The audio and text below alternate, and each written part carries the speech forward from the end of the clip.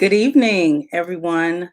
Thank you all for joining us. There's so many places that you could be, but you're here with us, whether you're on Facebook, whether you're on YouTube. Thank you for joining this parent roundtable discussion. We are here in the great city of Chicago. We are parents, we are caregivers, we are neighbors, and we are here to really talk about this moment that we find ourselves in amid COVID-19, a global health pandemic that has had unprecedented historical impacts on all of us, particularly those of us who have children in Chicago's schools, right? And so we really are coming together to have a conversation around why learning is critically important in this moment. We have been remote, predominantly remote since last March. It's been almost a year. And, through our lived experience, through our professional experience, we've really come to understand why we all really, are informed by all of our experiences, whether they be in classrooms, in higher ed, in corporations, or in the kitchen. We all have, a say. And so we're here to really call in Chicago's mayor, the leadership of Chicago Public Schools, to meet with parents to discuss all of the needs of our children and our families so that every child, whether they're remote or whether they're families who are choosing in-person and hybrid learning, have access to the same quality and adequate education, and for our students with special needs, in accordance with the law, that they receive the care and supports that they deserve. So I'm really excited for this discussion, to be here with parents. My name is Natasha. I'm Raise Your Hand staff. I'm a CPS mom, and I'm also a K through 12 CPS alum. So I really understand through lived experience that the district has a legacy of not living up to its full potential and meeting the call to its vision and mission in terms of serving Chicago's families. So, all of that being said, I want to say that today's meeting is also being simultaneously interpreted in Spanish. And so if you see the scrolling ticker at the bottom, please go ahead and grab that number. It'll take you to Zoom, where this meeting will be translated simultaneously in Spanish.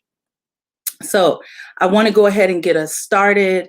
Let's do some introductions. I'll pass the mic over to Anastasia. Thank you so very much, Natasha. My name is Anastasia Chapatal. Some friends call me Anastasia or Anna. I'm a mother of two, and I live in the Bronzeville community, also on the borderline of Grand Boulevard. And learning, which is today's discussion, is actually the most important, factor in everything we're doing. It resonates the most with me, because why do our children go to school? They go to school to learn, for education. And I have a diverse learner. So when it comes to us going back and forth with the mayor about what's best for our children, I have a concern about that because our children are our biggest and greatest resource. And we, the parents, we're our children's first teachers. We're the first teachers, so we're the first educators. We're the first one to teach them how to even learn. So when it comes down to just everything that's going on with the pandemic, learning for myself is the biggest focus on this platform for our school, is making sure our children learn something during this period, this time frame. So that's the reason why it resonates so much to me, because other than that, I can homeschool my children from home. What's the purpose of having an outside teacher if you're not going to provide our children with the right remote learning resources, whether it be in the classroom or out the classroom? So I'll pass it over now to Jamaica, and you can respond and introduce yourself. Thank you, Ms. Anastasia. My name is Jamaica Ponder. I am a senior at Northwestern University, and I am currently interning with Raise Your Hand. I'm going to graduate this spring with my Bachelor of Science in Journalism, and I was raised in Princeton, New Jersey. But I think 5 of my dad's 8 siblings still live on the west side of Chicago, which is where they were raised by my grandmother. And I consequently spent a lot of time watching my cousins get beat around by CPS and not receive the basic resources to learn before the pandemic. And so now, as part of Raise Your Hand and as a part of the Black and Brown community, especially when working with and listening to young people, I'm really invested in learning because, as Miss Anastasia said, if the school is not providing the resources to learn, what resources are they providing? And Black and Brown children, especially poor children, especially disabled or differently abled children, especially, are going to be left behind if not prioritized in figuring out how we're going to teach kids in a pandemic, how we're going to prioritize children who can't go into the classroom for whatever reason they may have. I think that all my passions really lie in equity and making sure that our educations are serving kids in the way that we're entitled to as people who live in the city of Chicago and who pay taxes and who have expectations of being protected by our systems. So yeah, clearly I'm not in Chicago right now because the glare is like messing up my screen. So I do apologize, but I'm on a sabbatical from school. I'm really invested in learning. I'm currently engrossed in a horrible educational system. And so I'm everything that I can do to make sure that people and children who look like me and ones who don't are getting equitable resources in the classroom. That's what's most important to me. So yeah, I would like to pass it over to Bridget.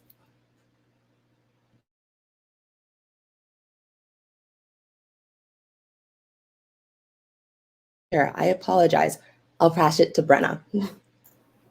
No problem. Thank you so much. Hi. So I'm Brenna O'Brien. I'm a former teacher. I have a doctorate in education, and I have 2 children at Coonley Elementary.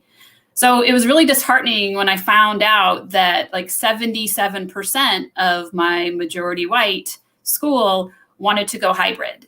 And it just seemed like the rest of us who didn't want hybrid were pushed aside.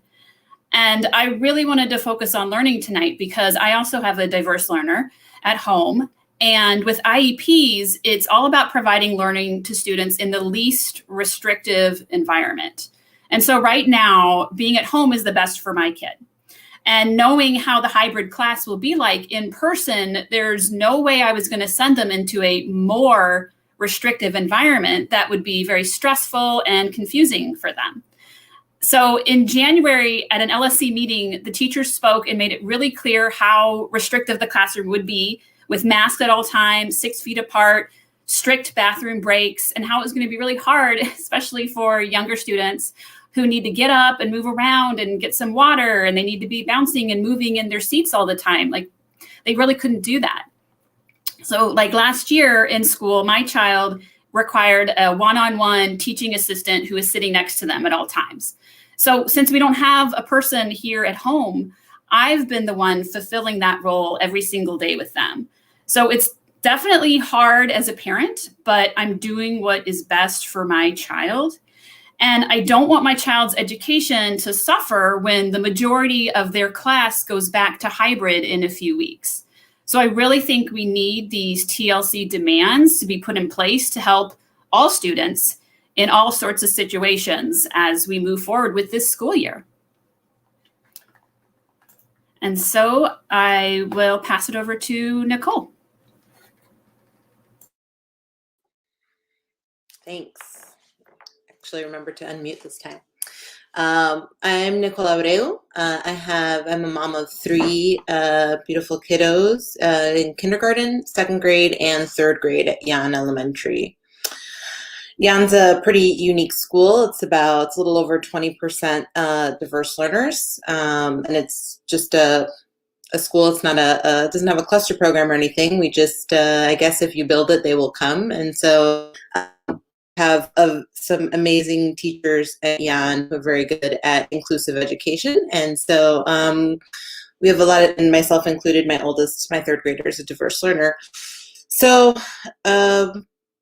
ours is sort of a little bit, my experience, I think why I've been so passionate about the learning aspect is because our staff has worked so hard to, a lot of the things that I've suggested as demands are things that our staff have been doing. So I can't, you know, they have been, even though it is hard, it continues to be hard, especially because my diverse learner is medically fragile, has epilepsy, some physical disabilities that make remote learning very difficult for her. They've been working around the clock to iterate on the process over and over, which is something I think CPS should have been doing. You know, and our school staff has been taking that initiative to do it themselves. We're lucky enough to raise a small amount of money every year for through our Friends Of. Not every school has a Friends Of. We've been able to use that to do some of the things that you'll see in these learning demands, providing our kiddos with hands-on materials regularly, you know, every few weeks, every cycle of projects and stuff, being able to provide not only learning materials, but other things, favorite books or, you know, things at Play-Doh, things to occupy their time as well. And it's just, it's been very difficult to sort of see how learning has been pushed aside and improving remote learning, because so many of us are not only staying remote, but, and for example, at our particular school, less than half have actually opted into remote learning. So we're doing a grade band model, which the teachers really pushed for because it preserves the integrity of remote learning the most. So K-3 will come in, hybrid kiddos will come in Monday and Tuesday, 4-8 will come in Thursday, Friday. So we get to preserve like quality remote learning intact 3 days a week. And, you know, that's sort of been what's been keeping us going, knowing that we'll only have to go kind of through this simultaneous instruction for 2 days out of the week. But that, among other things, the focus has really been on, you know, 80% of our English language learners are staying home. Something like 60% of our diverse learners, a little over 60% are staying home. So really thinking about how we can center those experiences and those students who really need the most, and how to make sure that their experience is preserved throughout this whole process. And I don't think Bridget is quite here yet, so. Okay, I guess we're gonna come full back circle around to me. I would like to start with, just in case no one's familiar with the TLC. Today is all about learning, and the whole thing for that is those who need the most get the most, and that includes double efforts to eliminate the digital divide. There's a lot of students that have not been online at all the whole past year, that are having technology issues, or just like my situation with my son. He's just not really, he doesn't connect well with the computer and with with people on the computer that he either doesn't know very well, or the fact that it's not very, you know, very human contact, so to speak. So with the learning piece, you know, start planning with special ed students in mind first, because they did not include my child. I just happened to be really, really blessed that my my son was transferred to another school where he's in a cluster program. Although my children are at home, the cluster program online is even better than it was when he was actually physically in school, because it's a smaller group and, you know, they pay a little bit more attention. But I'm not even able to transition him to the new school physically until September, because there's no way I'm sending him to a school he knows no one, and I cannot physically be there to help him, you know, learn who they are, get familiar with the new environment. So those are things that I am dealing with right now, where his learning is not being impaired because I'm teaching him things. I have my own curriculum that I'm teaching my children that has nothing to do with CPS curriculum.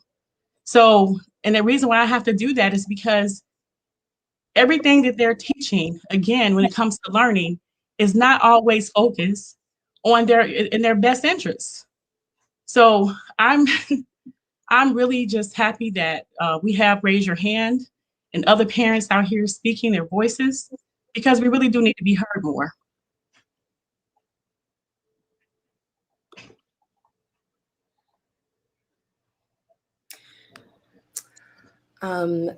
Going right off of that, I am very much so of the camp that we need to listen to young people and the people who are sending them into their buildings, whether it's their parents or their caregivers and their caretakers, and really put force behind what it is that they're asking for. And that's why I'm really a huge fan of the TLC demands, because I think that it went through a really great editorial process in which hundreds of parents and students as well were involved in coming up with exactly what they need to be able to confidently engage with CPS from a standpoint of believing that they're going to be educated fairly and from an equitable standpoint. And something that stands out to me and that I want to talk about is like the necessity for hands-on learning materials for children, because there is absolutely no way that a young person should be expected to sit in front of a computer for over 3 hours at a time. But we have young people who are being expected to perform well while sitting in front of a computer and not being given anything to actually engage themselves. And when we consider diverse learners and learners, period, because these are kids, and this is something that we always must remember, that these are children, they have to be engaged. And if they don't have somebody in their household who can do that for them, then they're going to be left behind. And so that is completely counterintuitive to what public education is supposed to do. And I also really want to talk about the importance of the do no harm portion of the demands. And it's interesting that need be included, but the respect for parents and their children has not been there, clearly. And because we have to ask for it, the surveillance and the autonomy pieces and the maintaining of what we have in remote learning thus far and bolstering it for people who need it, those are some of the most important things in the demands, which is why I wanted to speak on learning, because doing no harm should be foundational to the purpose and like the relationship that schools have with their families. But that's not the case in Chicago. And I think that should be one of the most pertinent and like vicious things that we demand, is just basic respect for our learners and for their caregivers who are sending them into these buildings or teaching them at home or putting them on the computer, whatever it is. But I don't know, it's just applying a little bit of humanity to the situation. So yeah, I'd like to pass it. Yeah, exactly. That's the do no harm part is also what drew me to the learning standards that we've put together, because my two kids are going to be staying remote for the rest of the school year. That's what's best for our family. It's best for our teachers and for our community. And so as far as do no harm, my first grader was informed the last week of January that because we were staying remote, the teacher she'd had since the beginning of the year was going to change, because the majority of her class was going to be hybrid. So they were putting all the kids in the grade who chose remote with one remote teacher. So this didn't just impact the kids going hybrid or the kids staying remote, it's impacting all the children in first grade are going to have to kind of start square one with a new teacher. Because we had all this time developing routines, relationships, and she has to start over with a new teacher, new students that she doesn't know. And I mean, I can already see emotionally, she's nervous, she's anxious, and it just didn't have to be this way. And so it's not only are they not really helping remote, they actually are causing harm in a lot of different ways. And so as a parent, I just feel very angry and very frustrated when I hear Janice Jackson and Lori Lightfoot just kind of shrug and say, remote learning's as good as it's going to get. They're not going to invest anymore in remote learning because they can't do multiple things at once. I mean, it just really shows that they don't care about my children or the majority of children across the district who are staying remote. So they're not only are they pushing that in-person learning is just going to solve everything, but they're actively making remote learning worse by refusing to even acknowledge improvements that can be made right now to help kids get through the rest of the year remote. And just the last piece where they keep saying, oh, we need more parent input. We need more parent involvement. That's also very laughable, as this entire year, I feel that Raise Your Hand has been very vocal, and we've been asking for these TLC demands specifically for a week or so. And we say, please meet with parents. We're happy to tell you improvements for remote. And it's just silence. And that's not good enough for me as a parent. We need some response and acknowledgement that parents are invested and we have ideas to make remote learning better. So I'll go ahead and pass. Thank you. I think having a very proactive team for my diverse learners sort of showed me, and even though I have a very supportive, proactive IEP team in place at my daughter's school, we went through this experience of filling out an assistive technology request in September for my daughter for Google Read and Write, an assistive tech app that you get on Google to help her both with reading, screen reading, as well as speech to text. 2 weeks ago, we were able to get it finally and get training for myself and my daughter on this. And it's been a pretty big game changer for us. I'm not sure. I've heard other districts just automatically offer this to all their diverse learners. I'm not sure why it takes something so simple can take so long to get, things like an external mic and other different things that diverse learners could use to make the experience more equitable for them. My daughter has a visual impairment and we had a larger screen at home. So I give my computer, so my daughter, that's why I'm in my daughter's room, so she could have a larger screen to accommodate her visual impairment. But these kinds of things shouldn't be, sometimes parents don't even know that they can ask for things like this, and that these are things that should be provided by the school. Just things like adaptive notebooks for her visual impairment, or different tools to accommodate both her visual and her orthopedic impairment. And these are things that you have to fight for and scrap for in CPS normally. But being home and having my daughter be learning at home, I see all the things she needs that maybe I wouldn't have noticed if she weren't in remote learning. So I'm kind of, in a way, grateful that I've gotten a chance to see this. But these are the things that I think could easily improve remote learning for so many. I think 2/3 of diverse learners chose to stay home full time.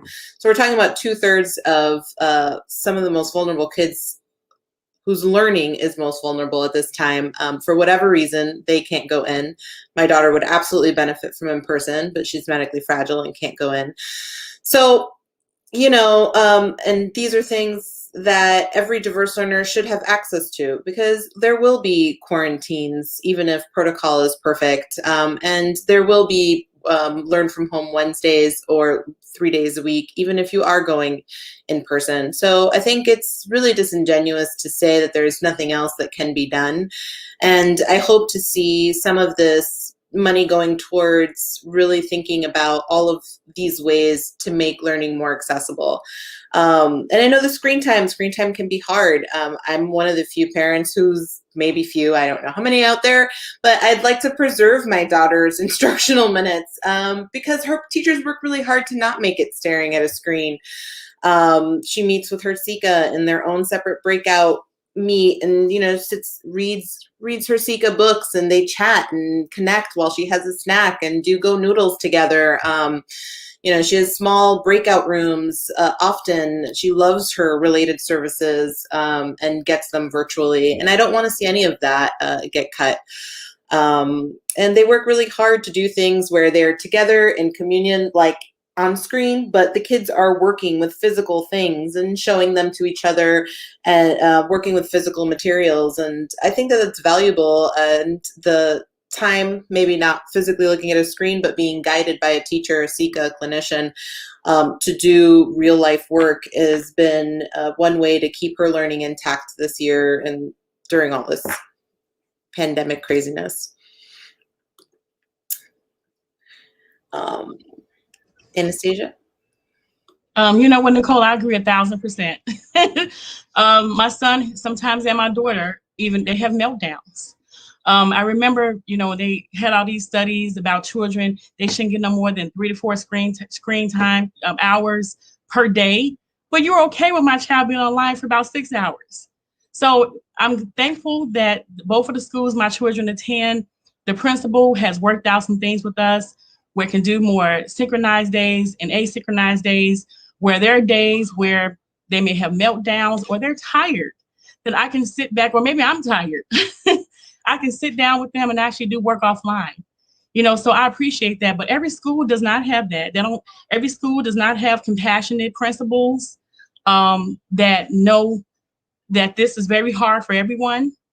And also, besides all of that, I don't know how in the world the mayor can say that she's the voice of our parents. She did an article, it was an article recently that our mayor said that she's the voice of the parents. And I'm just sitting here in shock, like, wow, I never spoke to her. We never had a conversation about the needs of the parents. Every parent that I talk to says that, they have this issue and that issue. And again, it goes back to, when are they going to start putting the safety, the educational needs and everything else for our children ahead of profit? It's all about profit. We've been dealing with systematic racism when it comes down to education for a very long time. My great-grandfather was the president of NAACP over in the 50s and 60s over in Louisiana. And he fought for labor laws for teachers, labor rights, educational rights, just the right to even learn in the schools. They fought for all kinds of different things, and looking back now, this is 2021, we're still fighting for equal education, equitable education in every neighborhood. Why is it because I'm in the neighborhood with predominantly minority, predominantly brown and black, that we have to have lesser education? Where are all those funds, the TIF funds, the neighborhood funds? Why are those funds going to Springfield and down south and other cities instead of right here in our neighborhoods? So I'm just tired of all of this political stuff that is affecting our children learning. So I've just taken charge, and just like Brenna and, even with Nicole, I'm keeping my children home. They will not see a classroom outside of our home until September the earliest.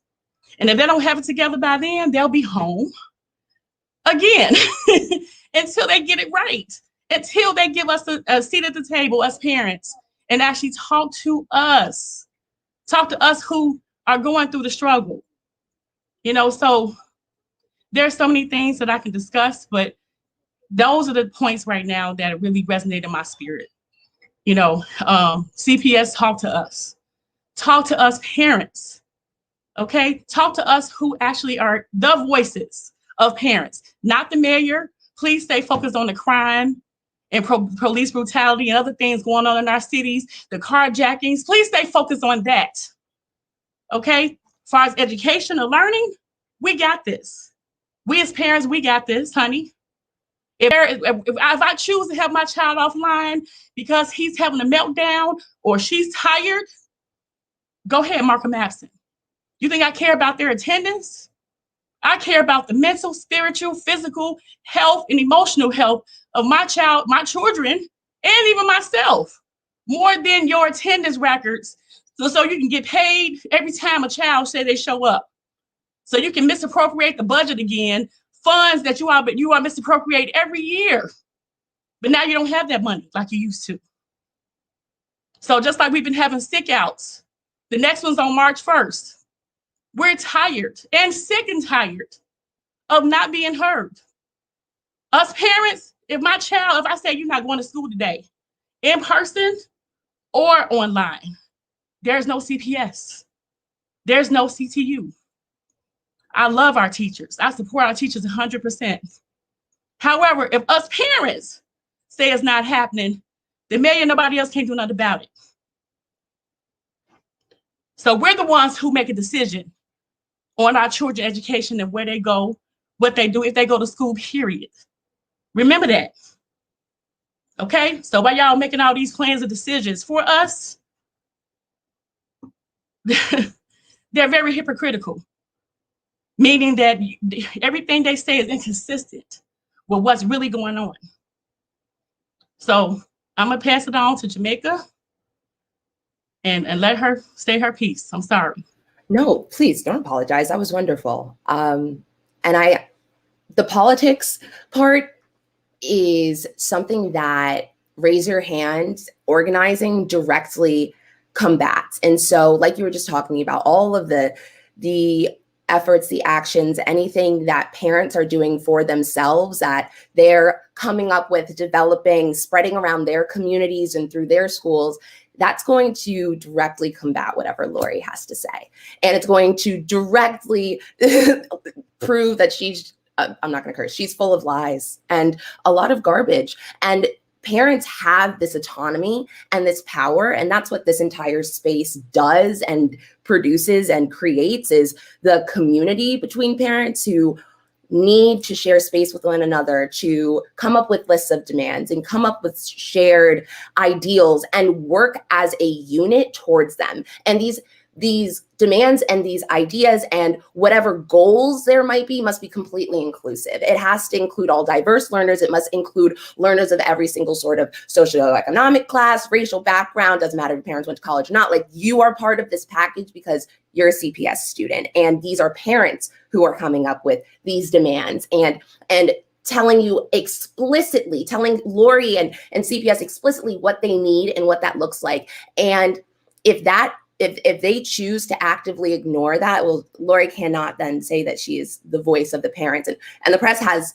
an obligation to also listen to parents and to give their platform to caregivers and to make sure that these demands and that these voices are being heard and amplified, because these are the people who really matter. Like Miss Anastasia just said, the priority here is maintaining your kids' health, your health, the sanctity of your home, while also going to school and getting out of an education what you are entitled by being a resident of your city and by being a member of your community.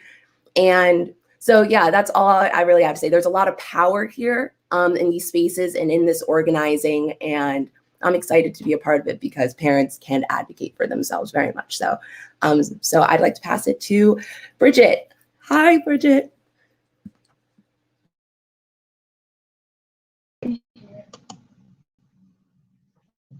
Hello, everyone. I'm kind of new to this, so let me know. Do I just introduce myself or just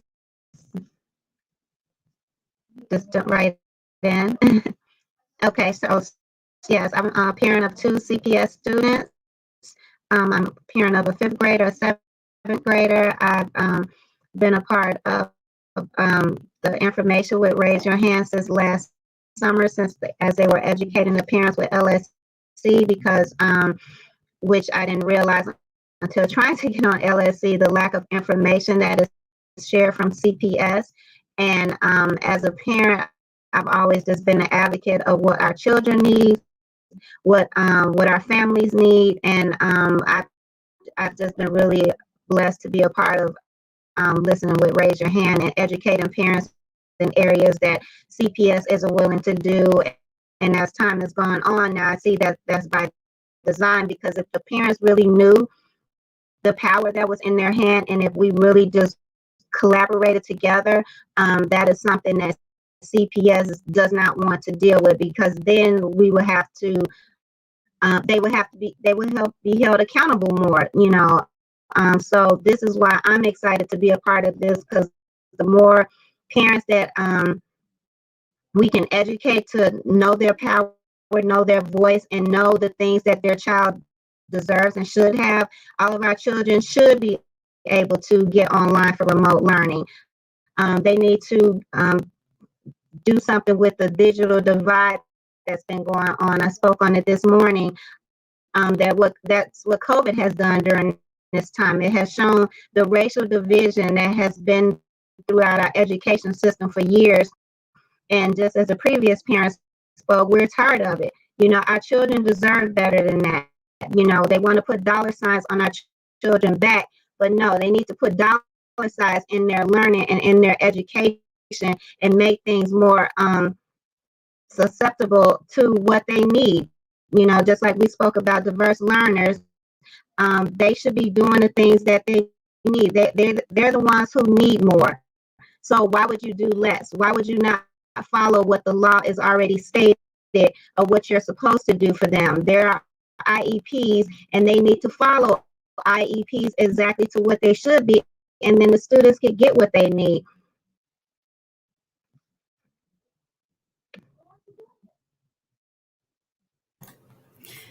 Yes, I'm so glad you joined us, Bridget, to give that perspective. So I was just thinking about everything that we've been talking about, and about this parent community here has been so supportive, and that hundreds of parents from across the city, we came together to come up with these TLC demands. So it's all of us. We have all these different voices. We have lots of different situations, but I still feel that the agreement that CPS and CTU worked out just to get the teachers back in schools, it still left a lot of parents out in the cold, including, you know, me and my children. So I have actually seen my diverse learner thrive at home with remote. Last year, they were having almost daily meltdowns at school with anxiety and just frustration, and they have a lot of auditory issues, you know, it's just too loud, and they kind of get upset and melt down. And so seeing them come back from school every day last year was hard. And so this year has actually been different, has been so different. You know, we still have some meltdowns, but we have time that we can take, that, you know, if we need to go away from the screen, they can do that. They can lay down, they can have a snack, and, you know, I can give them a hug. And it's this kind of flexible environment has really been best for them. So when I hear Lori Lightfoot and CPS, you know, basically they're doing everything they can to squash remote learning. They're just trying to push all kids back into the buildings. And, you know, we've done everything we can for remote, you know, it's not working. You know, I just know as a parent that that is not what is best for my child. And, you know, my kids actually, you know, they're saying they don't ever want to go back to school. They love this homeschool. So I am kind of worried for the rest of the year, for Q4, even into September. You know, we don't really know if all kids are going to be vaccinated by September. If CPS is going to do everything they possibly can to destroy remote learning, remove that as an option entirely, and just say, well, you have to go back to school. So that's why I know that my situation is different from others, that for others, they want to be hybrid. That's what's best, you know, and that's fine. But for CPS, they have to acknowledge all learners, all parents, all situations. And, you know, that's why we're fighting for these TLC demands. So I'll go ahead and pass. Yeah, I mean, I'll have to say, my diverse learner, I think, absolutely learns better at school, and I wish, but she needs a lot of the same things that you're talking about. And at school, when school pre-pandemic, she got those things: regular breaks, sensory spaces, hugs from her Sika. You know, they'd send her on, you know, little missions to take notes to the office to give her some work to do to get those movement breaks. She's very orally dependent on stimulation, so she has chewies and takes frequent snacks and all these things that we can accommodate at home. But I mean, the fact of the matter is, with COVID, keep her and safe, as well as her Sika, who has to be in close proximity to her. We just didn't feel that it was prudent to send her. And I'm hoping if her Sika is considered to be vaccinated, and I have a chronic health condition, if I can be vaccinated and her grandparents, I'm hoping Q4 we can send her if it can be a little bit more normal.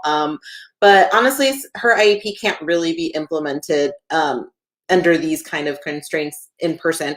So, we're keeping her home, but I absolutely am looking forward, and I know she's looking forward to going back to school in person. And that is what's going to be working best for her. But I think one thing I wanted to talk about was sort of the local school autonomy, because this was, to be quite honest, just dumped into all of our schools' laps, and with very little resources, figure out a way to make it work. But we have very little autonomy to actually make some of these decisions. I don't have kids in high school. I have some friends who have kids in high school, though. And, we all know that, like, some of their high schools have come up with creative ways to try to keep their kids engaged and reduce screen burnout, like complete asynchronous days to catch up on work, to check in with, one-on-one, and all these other things. That's being squashed. We're at our school, we're doing that grade band plan, and they want to CPS is forcing principals to force teachers to come in when they don't have any students. And this is, they don't have students by design, because their hybrid kids are coming all on 2 days. So, now we have more bodies in building, more stress on the bandwidth. For COTAT, the wonderful thing about COTAT classrooms is there are multiple adults in there. The bad thing about it during COVID is that even if they're in the same room, they're all going to have to be masked, even if they don't have kids in the room, and they're trying to teach children, some, about a third of which have disabilities, with masks on, when they could be teaching from home. These kind of school level autonomy issues, it's you hear the double-sided speak of we want to make this school level independent, what works best for the community, but then they really tie admin's hands, and that's really frustrating when this is a time where you need to be flexible as much as possible in the thinking and the creative solutions. But sometimes the creative solutions that they come up with is they just get shot down by central office. So I just wish that CPS would really think about how these kinds of things play out. Things like Sika support, and how complicated it is when most of remote learners are staying home, and most of the ones receiving Sika support are staying remote, and yet Sikas are often relied upon to do other duties in the building, and this puts a huge strain on what they're going to do, focus on servicing their students, which is what they're hired to do, or also putting them in a position to say no to their boss about doing temperature checks before school or whatnot. We're not really centering the learning a lot, especially for diverse learners here. And one worry, and we'll see, I guess, when hybrid starts, is that these SPED teachers and SICAs are going to be constantly pulled when a gen ed teacher fails their health screener, when someone goes into quarantine, et cetera, et cetera. And I can take note of that for my child. Both of us are here at home full time working, but there are many, many parents who won't be there to know that their kid didn't get their minutes that day. And I haven't seen any plan from CPS to say we will inform parents daily, weekly about minutes that were missed due to XYZ. I haven't seen anything like that. And that goes to trust and learning and care. I mean, it's all interconnected, but it's just so much here that is, I think, would be so simple for CPS to do, and in some of these ways, just to earn the trust of the community, as well as show some respect to their admins and teachers.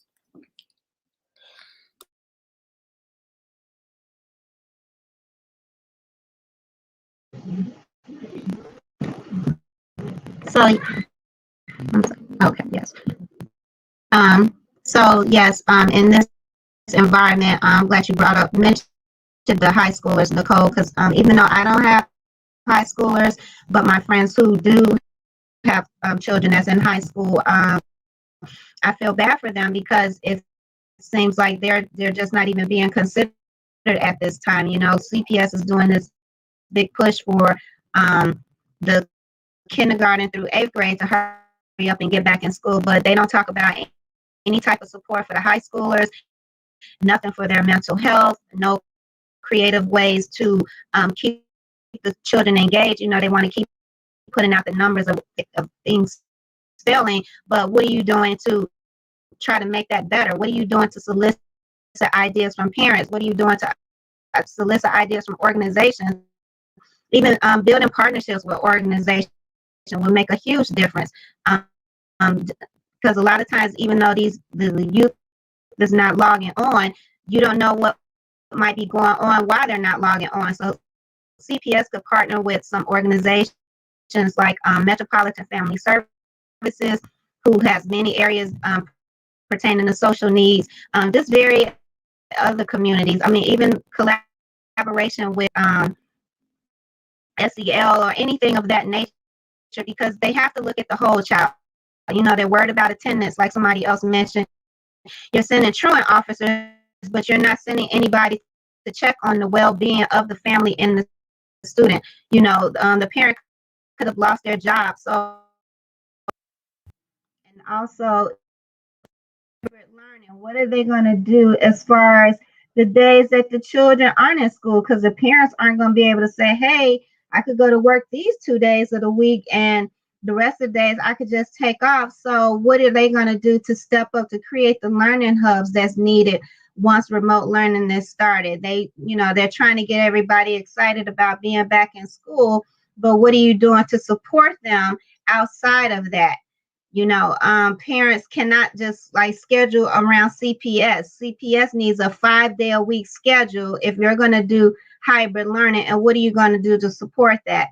Initially, when remote learning started, parents was able to go on the internet and they had different manipulatives to be able to do with their children if they didn't have access to a computer. But they took that off the website. Now they aren't offering anything. So it's like they're just bullying their way to say, hey, get back in the building or we're just not going to make education work for you. And that's not right. Like if you're so concerned, I'm sorry, for the Black and brown children, well, those are the ones that's mostly at home. So you don't just throw the whole bucket away and say, well, that's not working, so I'm just not going to do anything about it. You figure out a way to make it work. And the most common sense way to make it work is to actually talk to the parents. What do you need? What can we do to help you? And the money that we just found out that could have been used for parents, the 200 and almost 300 million that went to CPD, we just wanted 10% of that to make this better for remote learning. We want 25 million, but yet you went and blew 300 million to CPD for what? So that 10% could have helped families, that could have helped with resources that they need for our community and things above that nature. That's right, Bridget. That's right. Wow. I just want to say that our children are more than just a number. And that's how we've been looked at. When they first came out with these plans and everything, they put our children in the category as being essential workers. I was like, what? Wait a minute. So you close down the restaurants. So an adult cannot go get food in the restaurant and sit down in the restaurant and eat. You shutting down the whole city, but you say it's safe for our children to go back in person? So let me first say this. I am not against parents who choose to have their children in school in person, whether you choose to keep them at home or you have to have them somewhere at a hub or what have you, because you have to work. So we are here to support all parents, no matter what your decision is for your household. However, just like Bridget said, the hybrid plan is not good. If you have a job you work from Monday through Friday, and hybrid is only 2-3 days a week, where your children gonna go those other days? Everyone doesn't have the same needs. Everyone does not have the same support system. Our Chicago public school families are tired. We are tired of not being included in decision making. We are tired of being ignored. We're also tired of you telling us to look for tables where we can be heard, where none have ever truly existed, when there is none until now. Because us parents have been pulling together, and we have something now called Parent Voices Matter. This is for all parents in Chicago. We formed our own organization. Parent Voices Matter. For parents, by parents. So that we can have a voice. We are tired of not having a voice. Parents never were included in decision makings about our children. And I just want to say this because I know there's parents out there and friends of mine who would agree. I'm a parent that does not want my children or myself to have the vaccine. We are not taking the vaccine. Parents, people, whoever who decide they want to do it, that's fine. That's your choice. So my children and myself, we're not taking it. I'm sorry. No, I don't trust the government. Okay, Tuskegee Airmen, experiments and whatever, the government is known to do experiments on Black and brown people. Okay, so not just that, but the quality of the vaccines are different. There are like 4 or 5 different companies that keep coming out with another one. He did second or third shot, whatever. So I'm just saying, I don't know how they go come up with the plan in September, but we're not doing vaccinations. Okay, now I'll let whoever take it and give y'all 2-3 years and see how that goes, but we're not doing it. So for parents who feel pressured that their children can't be back in school because unless they take the vaccination, we'll help fight that too. Because that you have a right to choose not to have your child vaccinated. Okay? So again, parent voices matter. You're gonna hear a whole lot more from us, okay? Because we are really tired of not being counted in these major decisions about our children. Go ahead, Jamaica. Okay. Thank you, Ms. Anastasia. I think that familial autonomy, or the ability of each family to decide exactly what education for their children looks like in the best version that is the most effective, and to claim that and to have access to it. I think that's a right that all families have, whatever it might be, because just by virtue of having a student in CPS, you should be catered to and you should be served in a way that is effective and specifically tailored to your family, especially, and this is becoming normal because it's been going on for so long, and it seems, especially when Lori Lightfoot is talking as though the pandemic is over, but it's not. And so people have serious decisions to make about their health, their children's health, if they're living with their family members. We have so many intergenerational households in the city of Chicago. And so we need to consider what people's ideas of safety might be and respect those boundaries and make sure that the learning is then constructed around that and caters to whatever that might look like. And that's what these demands are really about. It's saying, this is what my kid needs. This is a size that fits them. And you need to provide me with the resources to make sure that they are actually learning. Because again, I'm sending them to school to learn. And I'll pass it because that's my main thing. It's just people should be accommodated. And just to bring it all back, I mean, we've been focused on learning tonight. So these are things that have really just been, just laid bare during this pandemic. But these are things that should have been in place for years, for decades, and that parent advocates across the city have been fighting for. So the 2 main ones for Raise Your Hand are those who need the most, get the most, and do no harm. I mean, of course, why has this not been in place before? So so it's February. We're going to be fighting this month. We're going to be fighting on March 1st. We're sick and tired. We're going to have a school boycott, a parent sick out, a student sick out, and we're just going to keep demanding. Lori Lightfoot, CPS, why are we not at the table? Parent voices matter, and we are making these decisions. Why are you not talking to us? So we're just going to keep pushing this, and we need all parents across the city to continue to say, no matter what choice is being made, you want equitable education for all students, not just now, not just in March, not just in September, but going forward for all of CPS. So that this federal money that's coming right now, that's supposed to be coronavirus relief, that is supposed to help schools, we don't trust them to make the decisions on how they're going to spend that. They need to listen to parents. We know what's best for our families. We know what's best for our kids. They just have to listen to our TLC demands. That's what I'd like to say.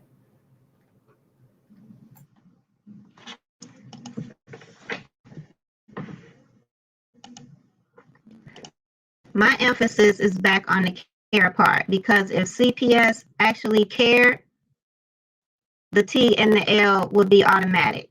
If they actually cared for the school community and families, they would build trust and be willing to be transparent about what's needed. If CPS actually cared, they would actually provide who needs it the most. If CPS actually cared, they would do something pertaining to the mental health of our students and even our parents if they're struggling with this. If CPS actually cared, they would provide the learning hubs that's going to make sure that the parents don't have to miss work and do the things that they need to do at home for the success of their students. If CPS actually cared, they would provide the $100 that's needed for each family. And I'm just going to close with that.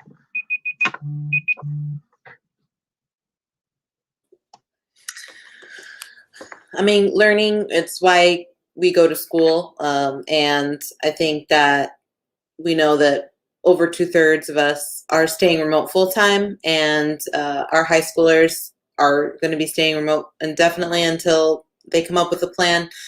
And then when we look back at the wave that was supposed to go back, only 19% of them ended up going back. So we are in the majority, and even all of us all together. Hopefully my kids go hybrid Q4, but they'll still be remote most of the time. And I will, even when my kids do go back, and I'm hoping they do Q4, I'll still be fighting to improve their remote learning. Because we can always, growth mindset, we can always be better, and we should always be looking to be better. And parents should be pushing for CPS to be better.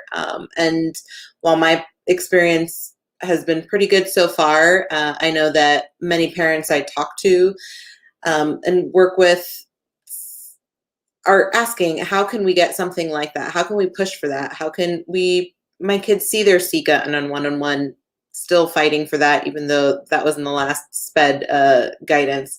Things like this, we just need to come together as parents and really think about, even if you have A, B, and C in your school, is that something that's really accessible to all schools across, and how can we make it so that it is?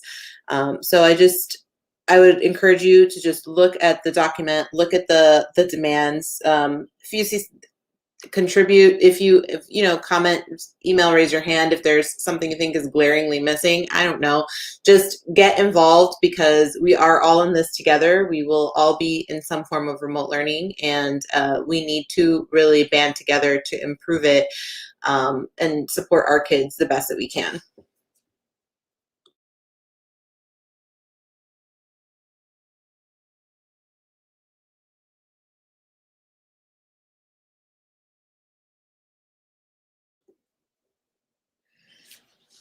And Natasha maybe is closing us out.